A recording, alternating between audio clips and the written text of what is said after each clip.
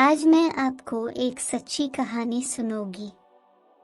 बच्चे मेरी बात गौर से सुने, ये कहानी हकीकी जिंदगी की है।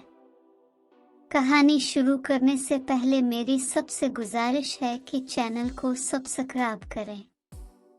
मेरी उर्दू ज़बान इतनी वाज़े नहीं, अगर कोई गलती हो जाए तो मेरी तरफ से माजरत। कहानी का नाम है एक गलत फहमी। जिंदगी में तल्ख विश्व वाक़यात का सिलसिला चलता रहता है और हकीकत भी यही है कि इनसे जिंदगी की रनाइयाँ और हासुन है, मगर इस वक्त ये रानाई और हासुन मांद पड़ जाता है जब हंसता बसता घर गलत फहमियों और झूठी इनक की भीन चढ़ जाता है। आकिब एक शरीफ और दियानतदार शख्स था और उसकी बीवी भी एक सुलझी हुई खातून थी। कुदरत ने उन्हें 2 बेटों और 1 बेटी से नवाजा था। आकिब का कारोबार कोई बहुत ज्यादा न था, बस गुजर औकात अच्छी हो जाती थी। जब उनके बच्चे बड़े हुए तो आकिब की बीवी तलत ने इसे मशवरा दिया कि बड़े बेटे फैसल को बैरून मुल्क भिजवा देते हैं और छोटा अभी पढ़ रहा है, बाद में उससे बड़ा भाई बिलवा लेगा। आकिब का एक मुर्शिद था, उसने उनसे इस बारे में अपनी राय ली तो उन्होंने मना कर दिया और कहा, क्या उसे बाहर भिजवा कर तुम उसकी जुदाई बर्दाश्त कर लोगे? मेरा तो मशवरा यही है कि उसे यही रहकर काम करने दो। आकिब ने मुर्शिद की बात अपनी बीवी को बताई, मगर वो बजिद रही और मुर्शिद से दुआ करने को कहा। दोनों मियाँ बीवी को अपने मुर्शिद पर बहुत यकीन था। उनकी जिद सीख कर मुर्शिद ने उनकी बेहतरी के लिए दुआ की और उनके बेटे को बाहर जाने की इजाज़त दे दी। बैरून मुल्क जाकर पहले तो वो कई माह बेरोजगार ही रहा, आखिर उसने वहाँ एक लड़की से शादी कर ली। इसके बाद इसे वहाँ काम भी मिल गया तो अपने माँ बाप को भी पैसे भिजवाने लगा। फिर माँ बाप ने इसे छोटे भाई को भी बुलवाने को कहा। फैसल ने कहा कि कुछ इंतजार करें, मैं इसे जल्दी बुला लूंगा, अभी तो आप घर बनाएं और अपने हालात दुरुस्त करें। फैसल वालिदैन को पैसे भिजवाता रहा। उन्होंने बड़े शहर में अच्छी जगह पर 3 मंजिला घर बना ले। इस दौरान इसके बाप को हेपेटाइटिस हो गया। फैसल इस बारे में जानकर बहुत परेशान हुआ और उसने बाप को इलाज के लिए अपने पास बुला लिया।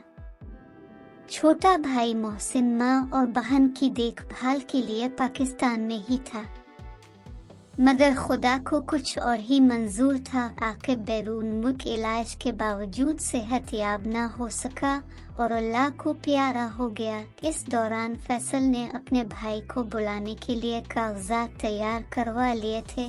वालिद की मैयत के साथ वो पाकिस्तान वापस आ गया। बाप की आखिरी रसूमात से फारिग होकर फैसल ने मोहसिन को बाहर भिजवाने की तैयारी मुकम्मल की और इसे बैरून मुल्क भिजवा दिया और खुद पाकिस्तान में ही ठहर गया। मोहसिन को बैरून मुल्क कोई खास दुश्वारी पेश न आई, क्योंकि इसकी भाभी वहाँ मौजूद थी।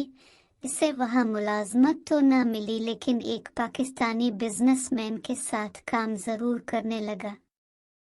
इसके हालात बहुत अच्छे हो गए थे और उसकी भाभी की ख्वाहिश थी कि कोई लड़की देखकर उसकी शादी कर दी जाए ताकि उसे वहाँ की शोहरत भी मिल जाए। कुछ ही अरसा बाद इसने एक पाकिस्तानी लड़की से अपने देवरू की शादी कर दी। मोहसिन की बीवी बहुत खूबसूरत और पढ़ी लिखी थी, इसे अपने खावंद से भी बहुत प्यार था। लेकिन दूसरी तरफ मोहसिन की माँ अपने बेटे को पाकिस्तान में शादी के लिए बुला रही थी, क्योंकि इसका बाप अपनी जिंदगी में अपने आबाई इलाके में इसका रिश्ता तय कर चुका था। अब वो घर न अपनी बेटी की शादी करना चाहता था। उधर अभी मोहसिन को शोहरत मिलने में 6 माह बाकी थे, मगर लड़की वालों ने इस कदर मजबूर किया कि माँ ने बेटे से कहा, तुम सब छोड़ो और पाकिस्तान आ जाओ। बिलाखिर मोहसिन ने माँ के हुक्म के आगे सर झुका लिया और वापस आ गया। इसकी माँ, बहन और भाई बहुत खुश थे। इसके आते ही वो उसकी शादी की तैयारियों में लग गए और फिर वो दिन आ ही गया जब मोहसिन दुल्हन ब्याह कर घर ले आया। दुल्हन का नाम जमीला था। जमीला के खानदान के मुतालिक सुनने में आया था कि बहुत खुशहाल और अमीर लोग हैं, मगर अदावर के ढोल सुहाने के मुतरादिफ जमीला तवक्को से कम जहेज लाए। इसकी माँ ने इसके साथ 10-12 साल की लड़की बतौर नौकरानी भेज दी थी। शादी को कई महीने गुजर गए, मगर जमीला ने बहू वाला कोई किरदार अदा न किया। वो दोपहर के बाद बेदार होती है, खावंद बाजार से नाश्ता ले आता है, नंद बना देती, इस तरह रात हो जाती और दूसरे दिन फिर यही सिलसिला होता। मगर सास ने कभी बहू को किसी किस्म की सरजनिश न की। जमीला की आदत थी कि वो दिन में कई बार फोन पर अपनी माँ से बात करती थी। रात भर शौहर के साथ शॉपिंग और घूमना फिरना इसका मामूल था। ताज्जुब इस वक्त हुआ जब एक दिन जमीला की माँ आई और इसे अपने साथ चलने को कहा। इसकी सास, नंद और जेठ सभी हैरान थे। शौहर ने जाने से मना किया, मगर दोनों माँ बेटियां वापस चली गई। जाते हुए जमीला के चेहरे पर हैरानी के आसार जरूर थे, मगर वो माँ के हुक्म पर उसके साथ चली गई। चंद दिन बाद सास बहू को लेने गई तो जमीला की माँ ने अपनी बेटी को भेजने से साफ इनकार कर दिया। कुछ दिनों के बाद माँ बेटा दोबारा हिस्से लेने गए, मगर उन्होंने फिर साफ इनकार कर दिया कि हमने अपनी बेटी को इस घर में नहीं भेजना। उन्होंने इसकी वजह मालूम करना चाहिए तो पहले टालते रहे, फिर कहने लगे जिस घर में नंद और सास की चलती है, हमारी बेटी वहाँ कैसे रह सकती है। हर वक्त उसे जहेज कम लाने के ताने दिए जाते हैं और सुबह सवेरे इसका दरवाज़ा खटखटाना शुरू कर दिया जाता है। ये सुनकर हक्का बक्का रह गए और कस्में अलिफाटेने लगे।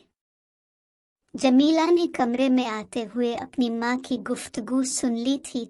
उसने माँ से कहा, आपको ये सब बातें किसने बताई हैं? तो वो बोली, तुम्हारी खादमा ने।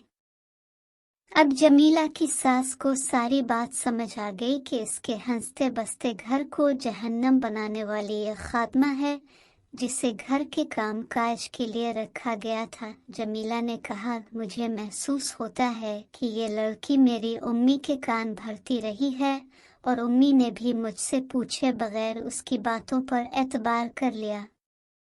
ये सारी गलत फहमी है जो दोनों खानदानों के दरमियान दीवार खड़ी कर रही है।